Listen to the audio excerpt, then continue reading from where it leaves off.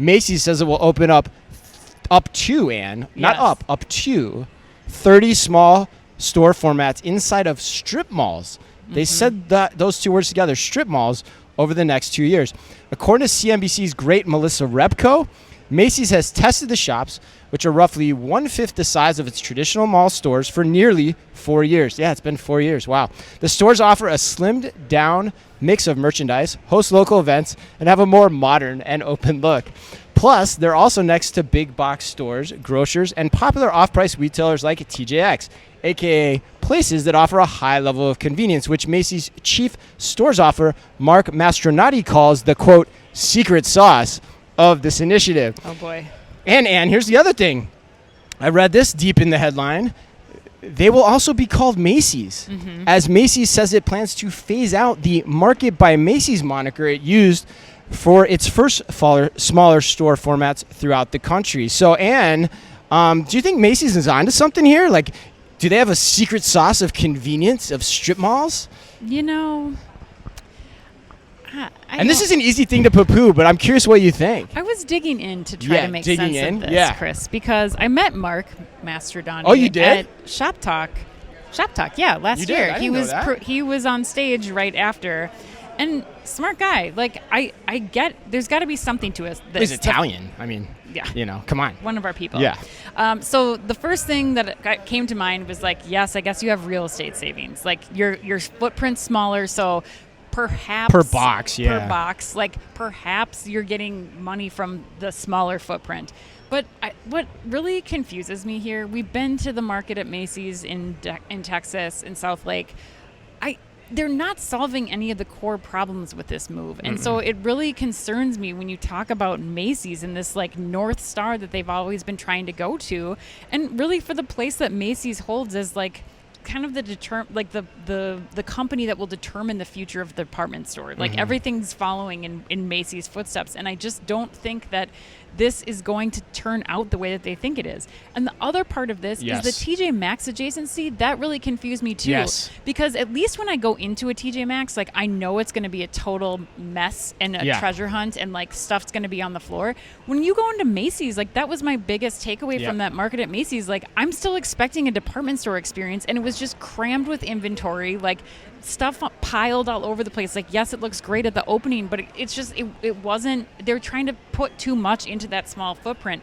And I really just wonder if this is going to move the needle for Macy's the way that they want to. It doesn't seem like there's hope there for me. That's a really interesting question that you're getting at too, is like, even if you're going to do it, like, should you even call it Macy's at all?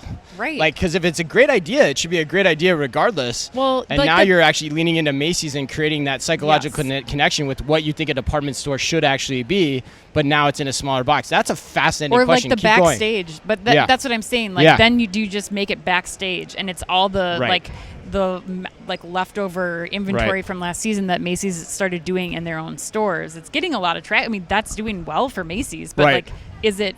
Again, I don't see the benefit that going into a strip mall is going to provide, especially for Macy's. For the longer term with the current store base, Yeah. I mean, and those are all awesome points. And I don't even know where to start with this. I tried to like boil down my thoughts into like, I think like 3 points. Well, Lee Sherwood-Esmond is really excited for you. Yeah. She is. Yeah. Shout out to Lee. Yeah.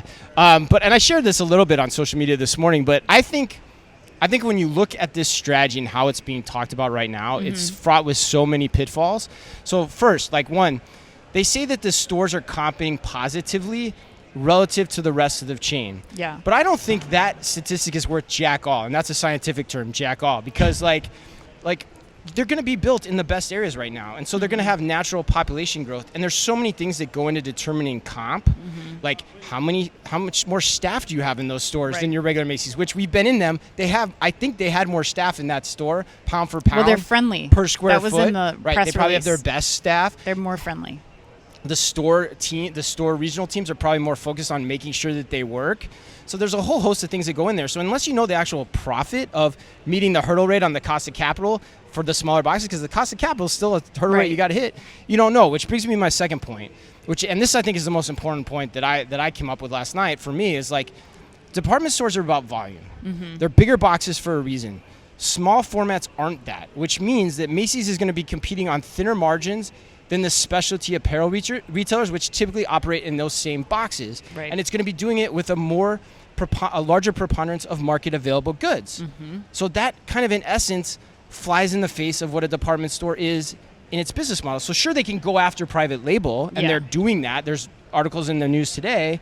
But like, if you go after private label, then that isn't really Macy's either, and Macy's isn't really known for private label. So you have to get over that hurdle too for this strategy to work. And so I've said it before, and I'll say it again. Every change to a business model has hidden costs, and I think there are hidden costs hidden in how we're talking about this business model that aren't quite visible yet, that are going to rear their ugly head in the long run. And third point is, like you said, what the hell does this do for the existing chain? Nothing. It does absolutely nothing. You know, it takes the focus away. Yeah.